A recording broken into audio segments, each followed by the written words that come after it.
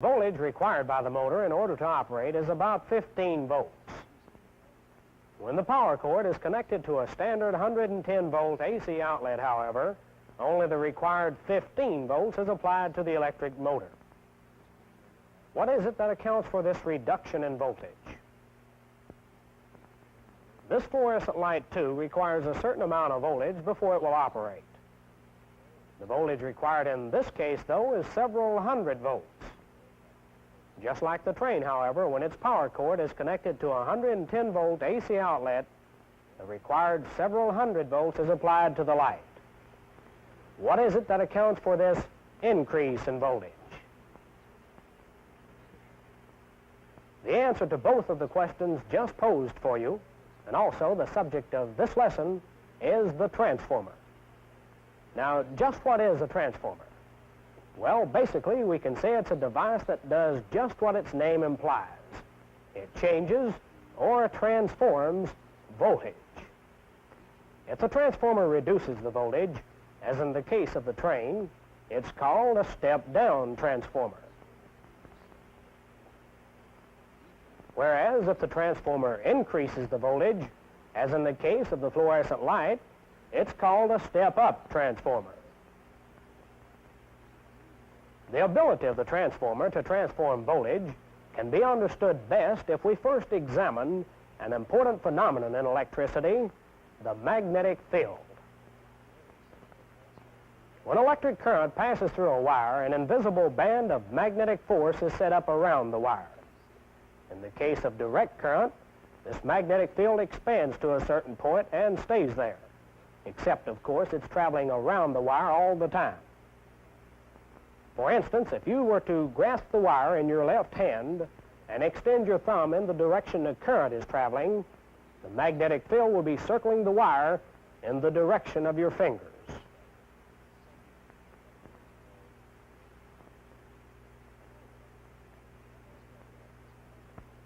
In alternating current, the magnetic field expands and contracts every time the current changes direction. And now here comes the payoff. This phenomenon gives a wire carrying alternating current the power to induce a voltage in a second wire placed beside it. How come? Well, the second wire will pick up voltage from the wire carrying the current because the magnetic field expanding and contracting through the second wire induces this new voltage. This is called electromagnetic induction, and it's the principle on which the transformer works. Remember, a magnetic field surrounds every live wire. Now, in order to concentrate the strength of this magnetic field, we coil the wire, thereby intensifying the magnetic attraction inside the coil many times over. The coil that carries the current is called the primary coil. Beside it, we place an additional coil called the secondary coil. Notice that the magnetic field from the primary coil travels across the gap to the secondary coil. We can increase the strength of this magnetic field even further if we place an iron core inside the two coils. Now all the magnetic field will travel inside the iron core because it offers less reluctance than the air around it. Now this in turn permits a greater amount of energy to be transferred from the primary to the secondary coil. This process of transferring electrical energy, or voltage we might say, from the primary coil to the secondary coil through electromagnetic induction is commonly referred to as transformer action. As we said before, the transformer can step a voltage up or it can step it down. The voltage increase or decrease is determined by the turns ratio of the particular transformer. The turns ratio is the ratio of the number of turns in the primary coil to the number of turns in the secondary coil. For example, if the primary coil has 500 turns and the secondary 1,000 turns, twice the number of the primary, or a ratio of 1 to 2, let's see what happens to the voltage.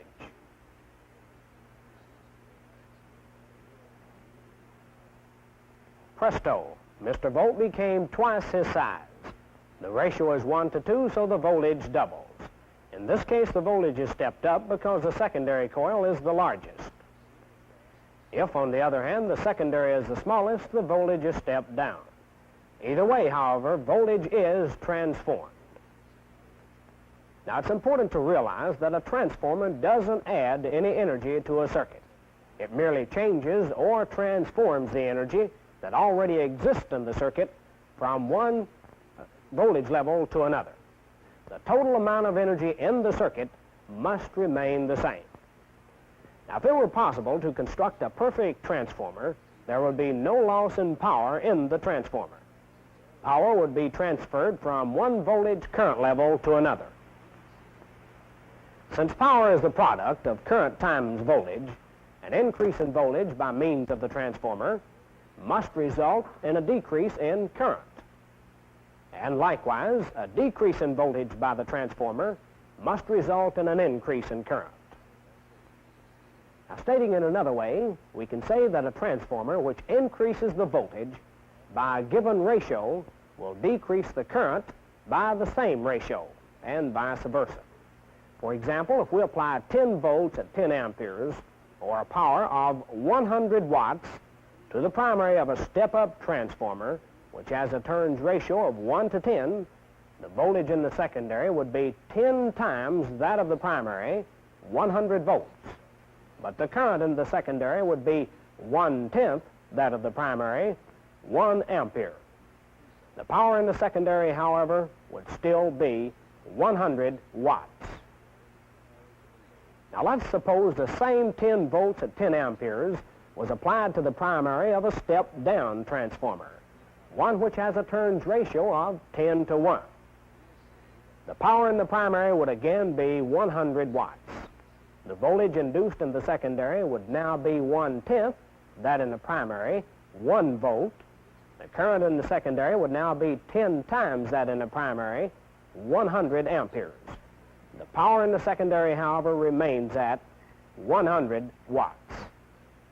Now, thus far, you've seen that if the secondary of a transformer has more turns than the primary, the voltage is stepped up.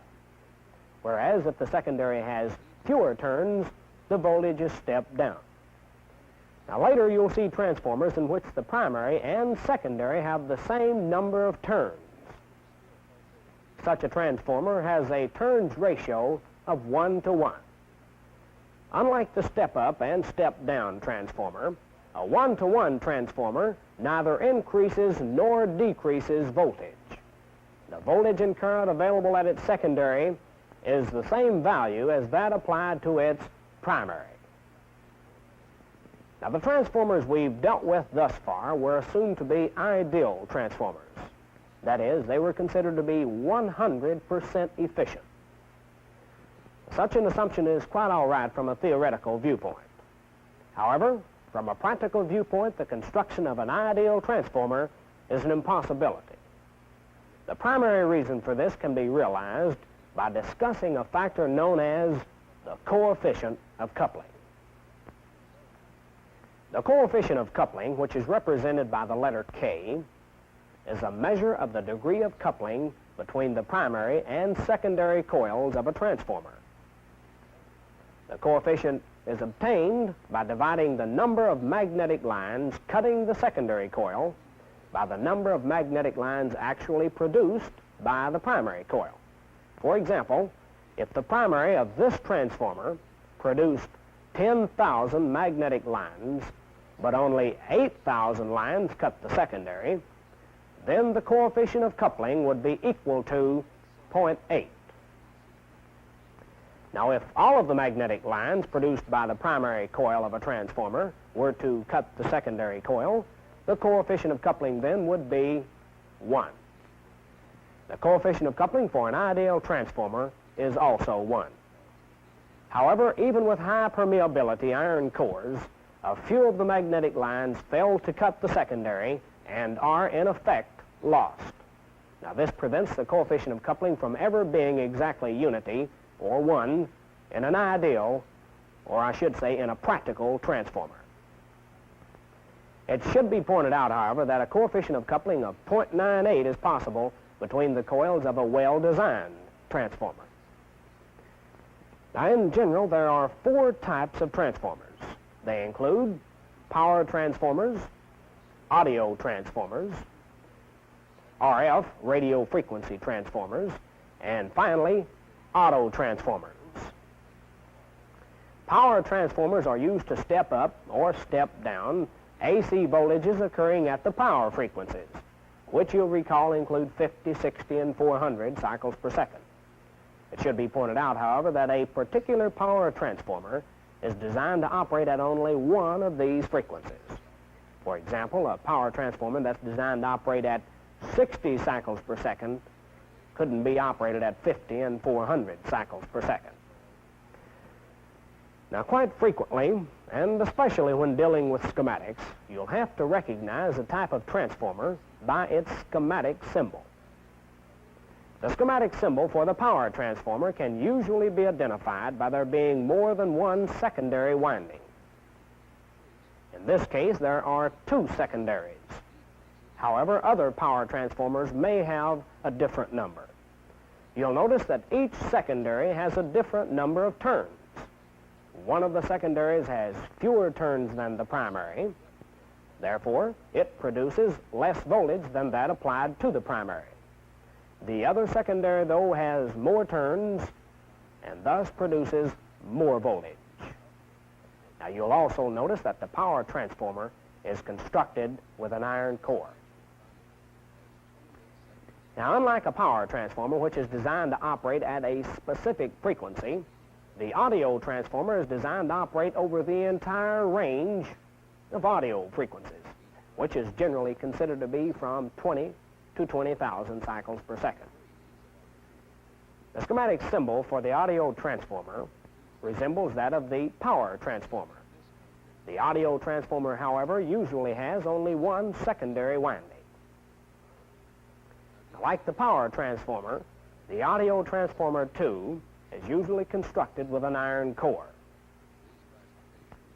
Well, at frequencies above 20,000 cycles per second, the RF transformer comes into use.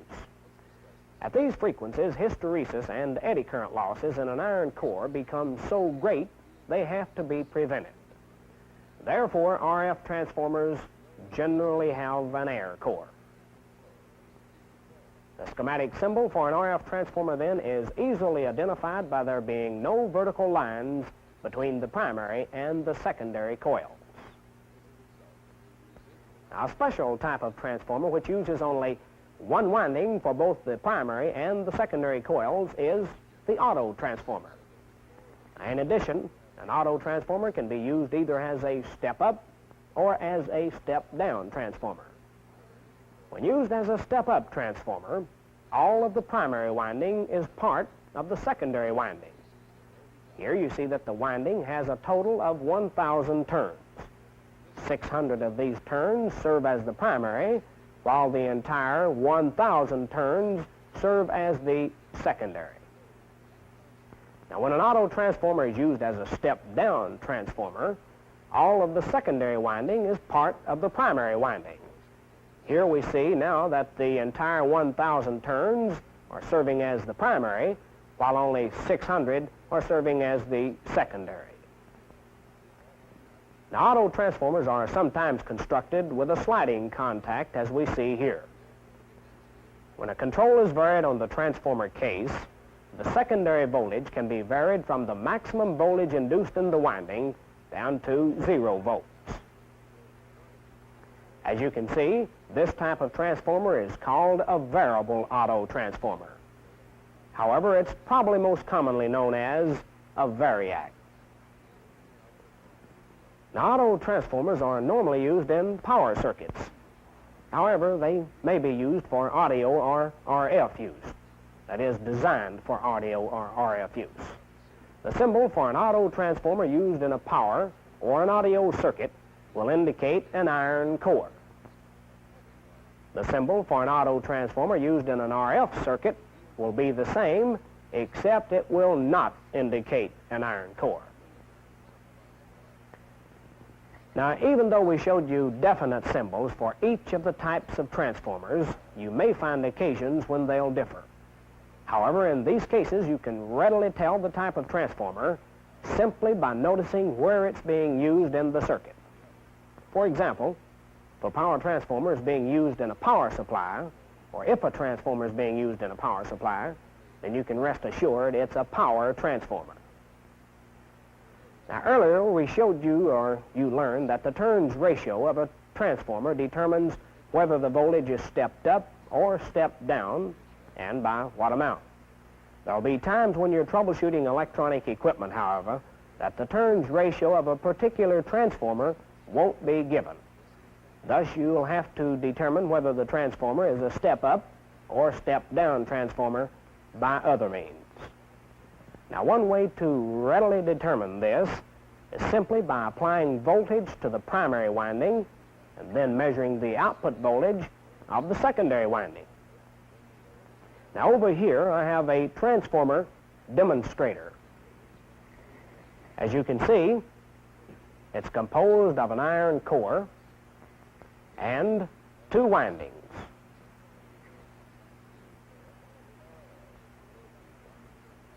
One of these windings will serve as the primary of the transformer, while the other winding will serve as the secondary. In the demonstration, we'll be using the bottom winding here as the primary. Now here I have a power supply, and from these two terminals on the power supply, we can obtain 6.3 volts AC. I'm going to apply that 6.3 volts to the primary of this transformer, and then we'll use our PSM6 and measure the voltage available at the secondary. Let's go ahead then and apply the 6.3 volts to the primary of the transformer, which, as I've already mentioned, is the bottom winding here.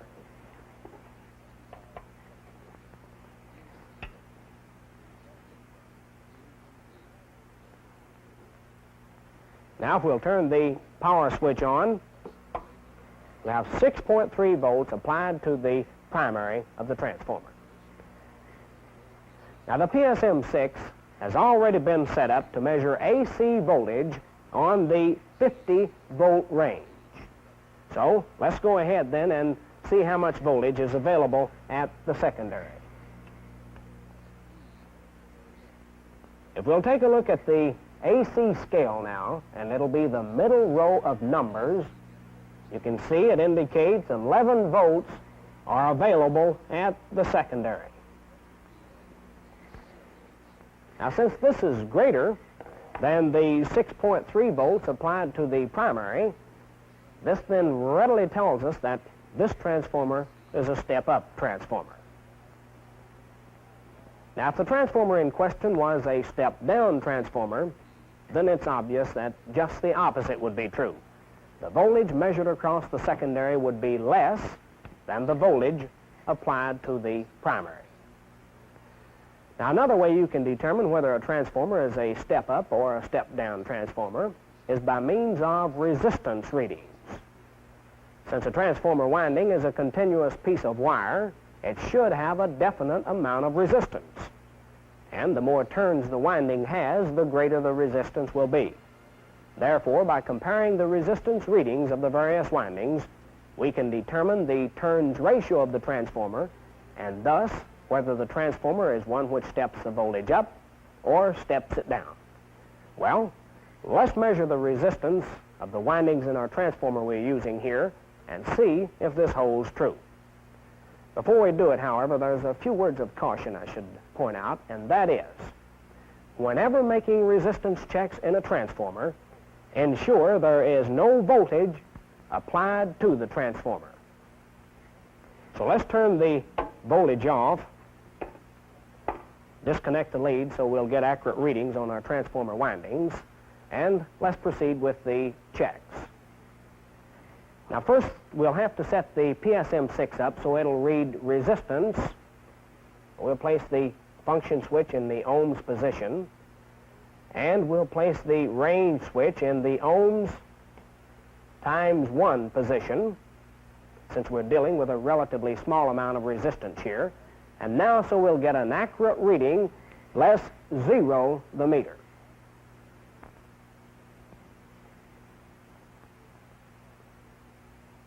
Well, we can see it was already zeroed. So let's go ahead now and measure the resistance of the primary winding.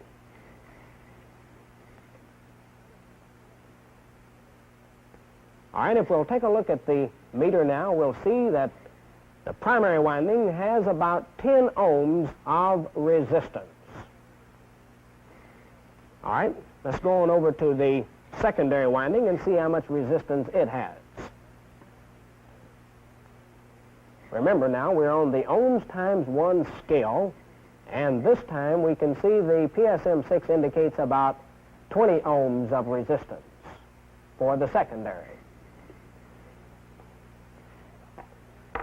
Now this indicates then that there's twice as many turns in the secondary as there is in the primary. So the turns ratio is 1 to 2, thus the transformer is indeed a step-up transformer. In a step-up transformer then, the resistance of the secondary is higher than the resistance of the primary. So for a step-down transformer, just the opposite would be true. The resistance of the primary is higher than the resistance of the secondary. Now, two other checks you'll have to perform on transformers quite frequently are those for an open or a shorted winding. Both of these checks can be performed with an ohm meter. Over here I have two windings identical to the windings we're using in our transformer. One of these windings has 150 turns. Its normal resistance is 10 ohms. This winding has 300 turns. Its normal resistance is 20 ohms. The big difference in these two windings, however, is that one of them is shorted and one of them is open. So let's use our ohm meter and see if we can tell which is which. Now remember, the PSM6 has already been set up to read resistance on the ohms times 1 scale. So let's go ahead and check the resistance of the 150 turn winding first.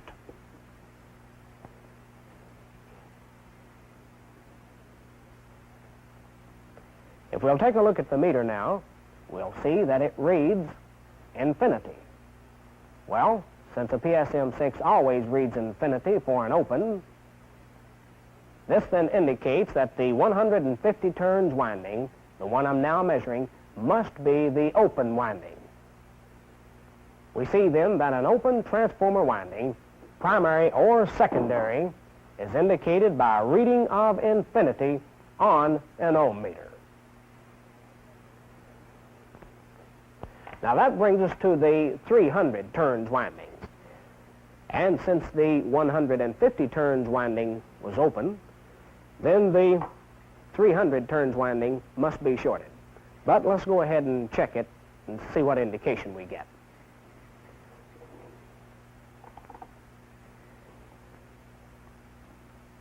We'll take a look at the meter now. We'll see that the resistance of this winding is only 12 ohms. But we've already pointed out the normal resistance of the 300 turns winding is 20 ohms. Thus, we can conclude that some of the windings or turns of this 300 turns winding must be shorted. Well, as a matter of fact, I've already figured it out, and approximately 70 turns of this 300 turn winding are indeed shorted. Now we see then that for a shorted transformer winding, the ohm meter will indicate a resistance less than the normal resistance of the winding. Now, of course, the greater the number of turns shorted, the greater the decrease in the resistance of the winding. Now, it's also possible for one of the transformer windings to be shorted to the core of the transformer, or even for the different windings to be shorted together. However, these troubles can easily be located since the resistance between any two windings or between any winding and the core should always be infinite. Well, that brings to a conclusion this lesson on transformers.